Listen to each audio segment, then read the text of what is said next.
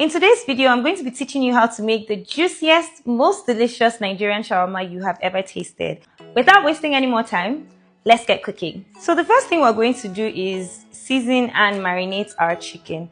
And I think the very first point I want to start with is the chicken that is inside here is deboned chicken thighs, not chicken breasts. The reason why I recommend that you use chicken thighs as opposed to chicken breasts is because this retains a lot more moisture, it takes the seasoning better, and it's juicier. I recommend that if you're going to recreate this recipe just like I'm doing, please use chicken thighs or chicken drumsticks. Just debone it, take out the skins and cut it into tiny pieces, and you're good to go. So to season this, we're not going to do too much. We're just going to start with Scotch bonnet pepper because we're Nigerian and this is Nigerian shawarma. Give it some soya pepper.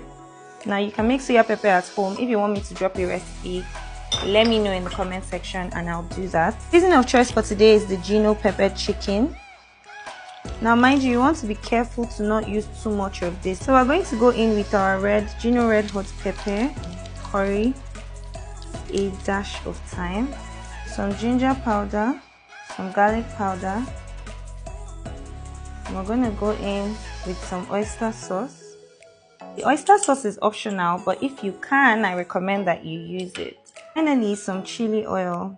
You can make this at home or you can buy it from a store. This pretty much just helps bind every single ingredient that you have put here. We're going to mix. And you just want to make sure that everything is perfectly combined. Now that our chicken has been nicely seasoned, I'm going to set this aside while I prep the veggies for the shawarma. Nigerian shawarma doesn't require too many veggies. I'm going to be using cabbage, purple cabbage, and some carrots, and that's pretty much it. We're keeping it as simple as possible so it's affordable for you to recreate.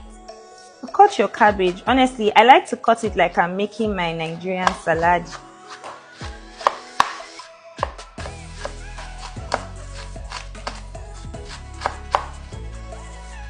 So it's kind of like you're making coleslaw. Do you get me? For the carrots, we're going to be using the grater for it. And you can either opt for this size, this part, or this part. Today, I'm going to be using this part because I don't want the carrots to be too tiny. I'm just going to do that. Very quick, very easy, no stress. So our carrots ready now. I have here some parsley. This is very, very optional. You don't have to, but I recommend you can just try it. So we're just going to drop some leaves. Okay, so now that that's done, we're just going to give this a mix so everything is well combined. I'm going to pop it in the fridge while I work on the chicken and also prep the cream that we'll be using for this shawarma. So to make the chicken in a heated pan, you're going to put some oil. So we'll go in.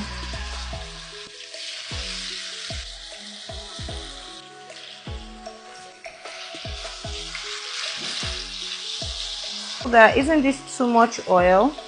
The reason why I have this much oil in it is because I want the chicken to cook and fry in this same, like in one go. And I'm also going to be using this oil to fry the sausage that is going to go into the shawarma. Okay? Are you hearing the smell? Mabas, if you taste this chicken, you go believe, you go confirm. I'm making shawarma, so we don't speak language when we're making shawarma. So what we're actually doing now is we are frying the chicken. What that means is because the chicken has a lot of like liquid in it, it cooks first and then it begins to fry. Repeat after me. We are frying the chicken. We are frying. Fantastic. So we've cooked it, now we are frying it, and you will see that there's no longer liquid inside the pan, it's just oil. And it's that oil that is going to fry the chicken. For that, I'm going to introduce my chopped onions. This is optional. If you don't like onions, please feel free to skip this step, okay? So we're not exactly trying to overcook the onions. We just want to soften it up a little bit. And because the chicken was so well seasoned, that seasoning is also going to take to the onions as well. And it just adds another layer of flavor. So the onions is still supposed to have like a crunch to it when we take it out. divine. Now that that's out of the way, I would go in with my sausage. So yeah, this sausage, you can see that it's starting to puff up ever so slightly. I don't want this to be all the way puffy yet because it's still going to be going into the shawarma. Okay, so for our cream today, I'm using the Bama shawarma mix, and a lot of my students know this. Before now, I used to use the regular Bama mayonnaise, but since I started using this one, it actually cuts down my prep time because this is already, it's complete. It has ketchup in it, it's spicy, and it is very creamy. Let me show you. And so I use it for any and everything, my sandwiches, chips, and burgers, shawarmas. I know that a lot of us that are watching this video are probably, we probably sell shawarmas, and we would not want our shawarma to taste the same. So just in case you want to sort of switch up the flavors of this a bit, I'm going to be showing you what you can do. And you can use this as it is, or you can practice exactly what I'm about to show you, especially for those of us that are selling shawarma and you just want to juice it up. I promise you, if you create this recipe that I'm teaching you today, you will come back to thank me. I think I'm in a good mood. You can see that I have the 3.5 liters of this, and I have the regular size. This is good for those of us at home, and also there is even the mono dose for those of us that are in school.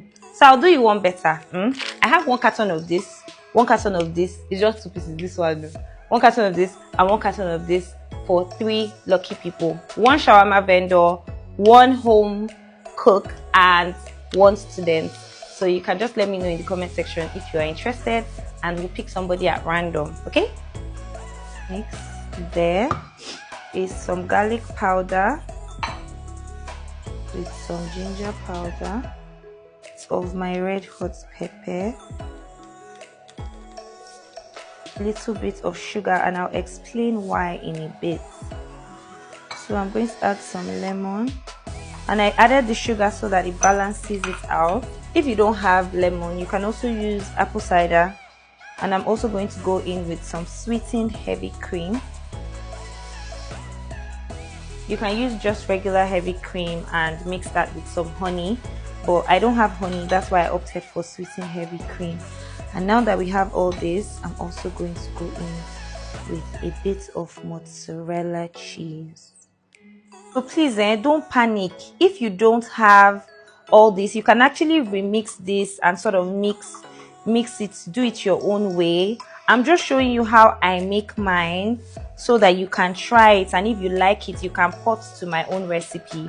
But you can mix your cream, you know, any way that works for you. Okay, please, the cheese as well, it is highly, in fact, that's the most optional thing in this recipe. To assemble your shawarma, you can do it different ways. You can choose to put your chicken inside the coleslaw and mix it all together with the cream, or mix the coleslaw with the cream and then put the chicken and the sausage separately. Now I am going to be mixing the cream and the coleslaw and putting the chicken separately so that I can see how much chicken goes into. That way, like, you're in control of how much chicken goes into the shawarma. Okay, in with our cream. You decide how creamy you want this to be. Okay, give this a mix. This is the fun part. I have my shawarma bread here, and I'm going to start by opening it up. And can you see this, where this part comes together? That's where you want to. So you're going to do like that, just like so.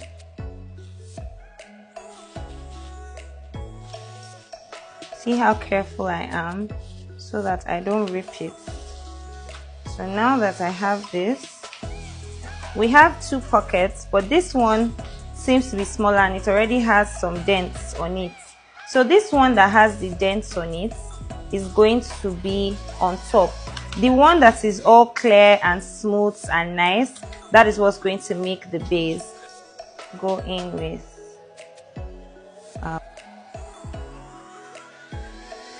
remember, I told you I wanted to be in control of how much chicken goes into my shawarma. My sausage, cheese. and this is mozzarella cheese. But remember, I said that this is the most optional part of this whole recipe. You have to use cheese, okay? Just add just a bit tricky, but just follow me.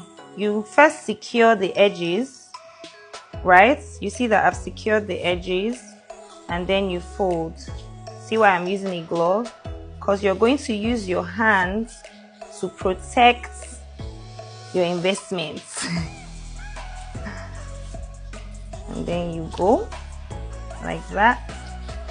Please mind you want to be very, like, you want to hold this, you want to be tight with it, okay?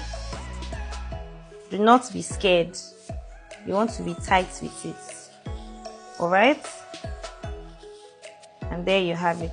So make sure that you secure the edges. Can you see the edge? Can you see this edge? So your shawarma is well secured. Alright? So I'm going to do a second wrap, and then I'll proceed to showing you how to grill it on a pan.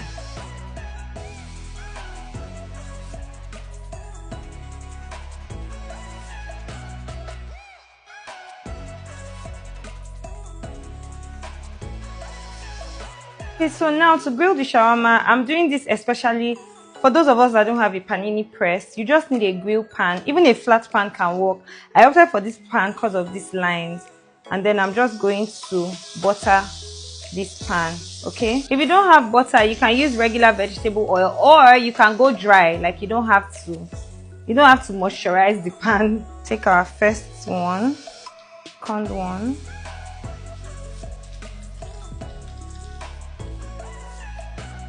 Now it's important that you do this because this also helps you to bind the shawarma bread together, okay?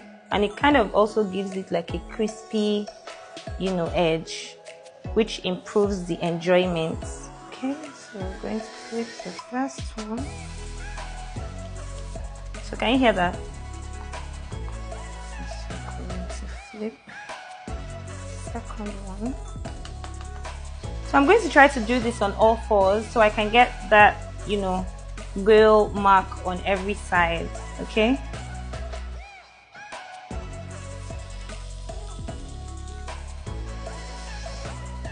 Point, our shawarma is ready.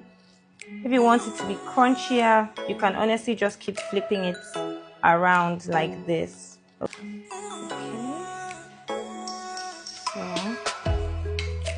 So there you have it. Our shawarma is ready, nicely secured, perfect, crunchy.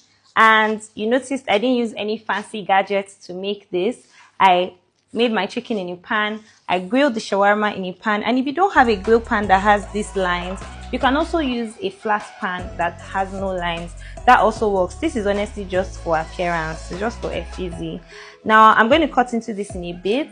I hope that you guys will try this recipe because I promise you it's absolutely amazing. If you have any questions whatsoever, you already know what to do. Ask me in the comment section. If there's anything you want me to show you how to make, let me know in the comment section as well. And if you want to learn this and 170 other amazing recipes, you definitely want to click on the link in my bio to register for my upcoming Home to Pro Christmas menu online cooking class. Was this helpful?